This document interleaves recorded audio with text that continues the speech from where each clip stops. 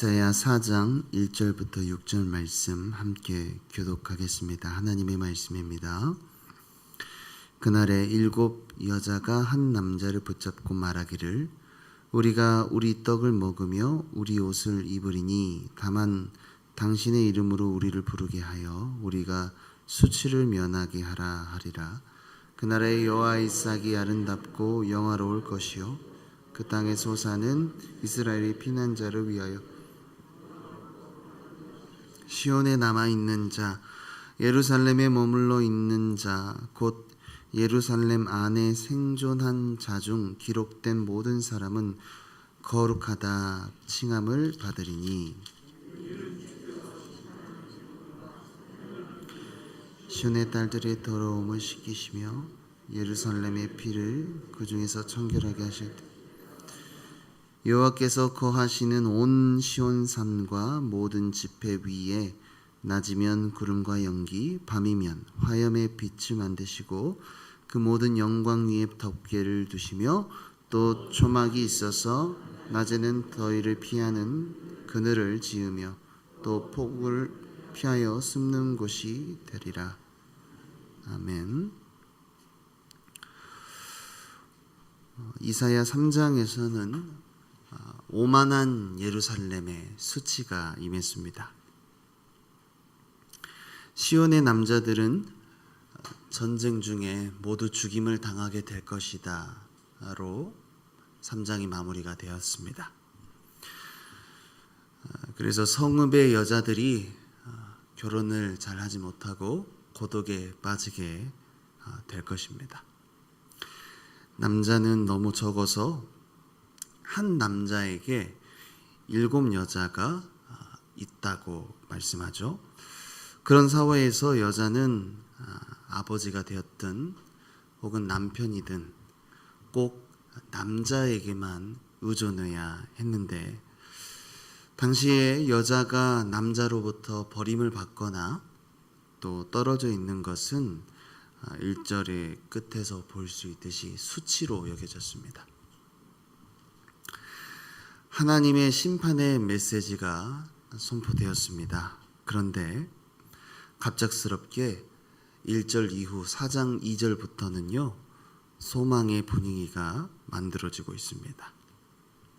1절 앞에 보면 그날이 나와 있고 또 2절에도 똑같이 그날이라고 말씀하고 있지만 이 둘은 매우 다른 미래를 보여주고 있습니다. 본문 2절부터 6절 말씀은 이스라엘의 심판이 멸망으로 끝나는 게 아니라 정화로 끝이 난다. 이렇게 차이점이 있죠. 하나님은 심판과 정화를 동시에 행하십니다. 하나님의 심판의 날은 구원의 날이기도 합니다. 하나님의 원수가 되는 사람들, 하나님의 말씀을 듣지 않은 사람들에게는 그날이 심판의 날이고 또 하나님의 말씀을 끝까지 인내하며 그분의 약속을 말씀을 바라는 사람에겐 그날이 그 심판의 날이 동시에 구원의 날입니다. 그날에 여호와의 싹이 영화롭고 아름답다 말씀하고 있죠. 그리고 2절 두 번째 구절을 보게 되면 그 땅의 소산이 나오는데요. 죄악으로 원래 이 땅이 열매 맺지를 못했던데 이제 하나님의 때가 되어서 그 모든 환난과 멸망이 지나가고 하나님께서 그 땅을 다시 회복시키시고 풍성하게 하시겠다는 일입니다. 여호와의 싹은요 다윗의 약속된 후손 이스라엘을 회복하실 메시아를 뜻합니다. 여러분, 저는 이 본문 말씀뿐만 아니라 성경 전체에서 하나님께서 백성들의 죄악을 심판하시는데 동시에 정화할 수 있는 이 두 가지 일이 어떻게 가능할까? 우리가 살펴봐야 할 중요한 주제가 라고 말씀을 드리고 싶습니다. 4절에 심판하는 영 그리고 소멸하는 영이 백성들에게 임해서 그들의 더러움을 씻기고 또 그들의 저주받은 피를 청결하게 하실 때가 되었다 말씀합니다. 근데 이 둘은 사실 동시에 이루어질 수가 없습니다. 심판을 당하면 정화될 수 없습니다. 심판은 하나님의 진노이고 그분의 진노를 받고서 살아날 자가 없습니다. 그분의 진노가 죄인에게 부어질 때 살아날 수 있는 여지도 남아있지 않습니다. 우리 중 누가 상처를 입히면서 깨끗하게 할 수가 있겠습니까? 우리 중 누가 상대를 무참히 공격하면서 또 온전히 살아가게 할 수 있겠습니까? 스가랴서 6장 12절에 여호와의 싹에 대해 자세히 말씀하고 있는데 말하여 이르기를 만군의 여호와께서 이같이 말씀하시되 보라 싹이라 이름하는 사람이 자기 곳에서 돋아나서 여호와의 전을 건축하리라 말씀합니다. 이 여호와의 싹이라 이름하는 분 여호와의 전을 건축한다고 말씀하죠. 오직 예수님을 통해서 이 여호와의 전이 온전히 건축이 되었는데요. 요한복음 2장 20절 21절 말씀입니다. 유대인들이 이르되 이 성전은 46년 동안의 지었건을 내가 3일 동안에 일으키겠느냐 하더라. 그러나 예수는 성전된 자기 육체를 가리켜 말씀하신 것이라. 예수님 당시 지어지고 있던 성전은 헤롯 대왕이 지었던 거죠. 제3차 예루살렘 성전이었습니다. 그런데 이 성전이 주후 70년에 무너지게 되는 일이 생겨납니다. 심지어 완공된 지 6년 만에 로마 장군 디토에 의해서 파괴됩니다. 뿐만 아니라 솔로몬의 성전 그리고 스룹바벨의 성전 모두 하나님께서 함락시키신 이유가 동일합니다. 그것은요 백성들의 이중생활 때문이었습니다. 솔로몬 성전 때 우리가 잘 알듯이 이스라엘 백성은 이방신들을 아주 다양하게 섬겼고요. 하나님은 그들을 음란하다 말씀하셨죠. 또 스룹바벨 성전 때는 어떻습니까? 이방 나라 사람이 성전을 다스렸습니다. 그리고 하나님만을 섬겨야 되는 그 신전 안에 제우스 신상이 세워져 있었습니다. 그래서 더러워졌고 그리고 예수님의 때에도 이스라엘 백성들이 율법을 지키지 않았습니다.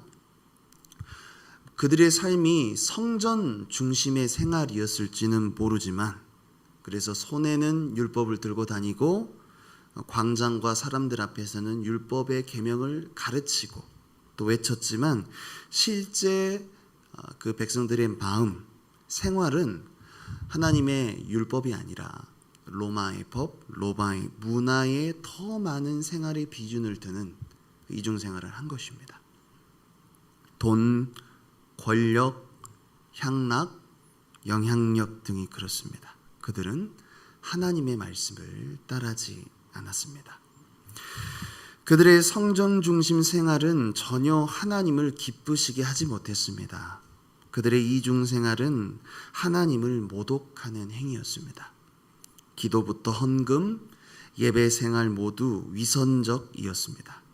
작은 자 하나 돌아보지 못했고 천한 자 한 명 품지 못했고 또 가난하고 어려운 사람을 돌아볼 마음이 없었으며 오직 자신들이 소속된 집단의 이익을 생각했습니다. 돈을 좋아했으며 하나님을 두려워하지 않았습니다. 그들의 마음은 세상의 법을 즐거워했습니다.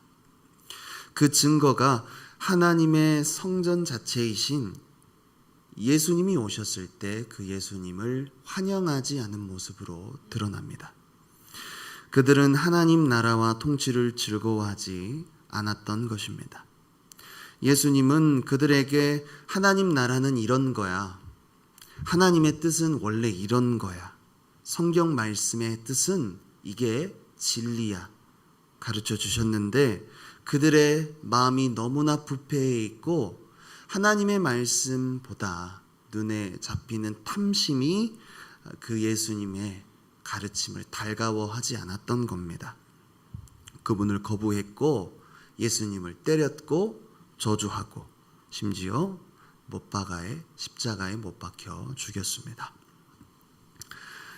사랑하는 성도 여러분, 하나님의 성전이신 예수님의 몸이 성도를 대신해서 심판을 받으신 것입니다.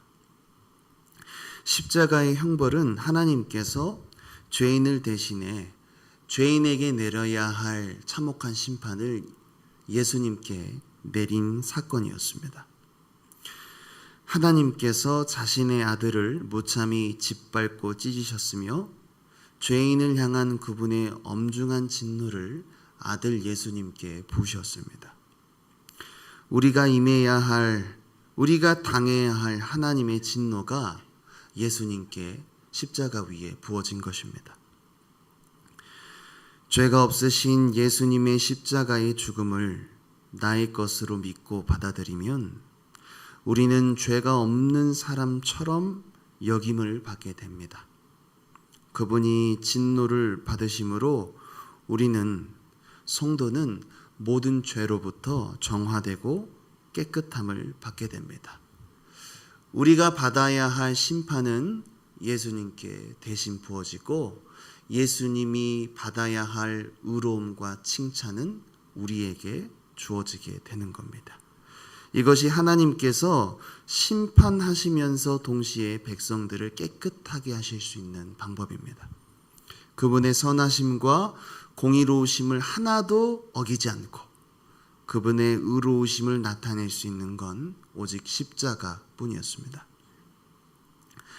사랑하는 성도 여러분, 예수 그리스도를 믿는 사람은 하나님의 성전으로 살아가는 사람들입니다. 아니, 성도는 그 몸 자체가 하나님의 임재가 가득한 성전입니다. 성도는 그분 안에 그분과 함께 죽었으며 정화된 자들입니다. 그분의 살아나심으로 인해 하나님과 원수였던 자리에서 돌아서서 이제 하나님과 화평하고 오늘 본문 4절부터 6절의 말씀처럼 하나님과 동행하는 삶, 이스라엘 백성을 낮에는 구름 기둥, 밤에는 불 기둥처럼 돌봐주셨던 것처럼 하나님과 동행하는 삶을 살아가도록 하셨습니다. 하나님은 바로 그 사람들을 남은 자라고 말씀하십니다. 모두를 부르신 게 아니기 때문입니다. 모두가 교회에 한자리 예배를 드리지만 모두가 믿음을 가진 건 아닙니다. 하나님은 모두에게 믿음을 주시지 않으셨습니다. 모두에게 구원을 주시지 않으셨습니다. 그렇습니다. 하나님은 남은 자들을 통해 그분의 뜻을 이루어 가시는 것입니다. 예수 그리스도의 구속은 지극히 적은 소수의 사람들, 남은 자들에게 주어진 그분의 제한적 속죄의 은혜입니다. 그러므로 우리에게 이중적인 신앙생활이 있다면 경계하여 벗어버릴 수 있기를 바랍니다. 대부분은 나는 이중적인 생활 아닌데, 나는 하나님 말씀 잘 지키고 있는데 라고 말하는 사람이 대부분 이중적인 신앙생활을 하고 있는 사람입니다. 교회 중심 생활뿐만 아니라 이웃사랑, 계명 실천의 삶을 살아감으로 하나님을 기쁘시게 할 수 있기를 축복합니다. 베드로전서 1장 7절에 너의 믿음이 확실함은 불로 연단하여도 없어질 금보다 더 귀하여 예수 그리스도께서 나타내실 때에 칭찬과 영광과 존귀를 얻게 할 것이니라. 내게 주신 구속의 은혜와 예수 그리스도를 구주로 고백할 수 있는 살아있는 이 보배로운 믿음의 가치가 얼마나 귀중하고 값진 것인지 깨달을 수 있기를 바랍니다. 나를 이 세상 속에서 하나님의 섭리를 드러낼 남은 자로 부르시니 하나님의 특별한 은혜를 따라가며 오늘도 거룩하고 성결한 삶을 살아낼 수 있기를 소망합니다. 존귀하신 아버지 하나님, 죄와 멸망에 빠져 죽을 수밖에 없던 우리를 택하시고 이 세상 가운데 하나님의 말씀을 따르는 남은 자, 성도로 부르신 은혜에 감사를 드립니다. 우리에게 주신 이 믿음의 보배로운 가치가 금보다 더 귀하고 그 어떤 것과도 견줄 수 없으니 내 평생에 하나님의 말씀에 붙들린 인생, 하나님의 말씀을 믿고 따르는 교회 중심 생활, 또 삶의 예배로 하나님을 따르게 하여 주옵소서. 심판하시는 영과 소멸하시는 영을 우리에게 부어주셔서 하나님, 내 영혼을 하나님 앞에 두렵고 떨림으로 보존하게 하시고 또한 날마다 주의 말씀과 순종을 따라서 우리의 영혼이 하나님을 배웁기에 부족함이 없는 정결한 심령으로 날마다 거룩하고 깨끗하게 변화되게 하여 주시옵소서. 예수 그리스도의 그 은혜를, 그 대속의 은혜를 기억하고 주의 몸된 성전으로 살아가게 하여 주시옵소서.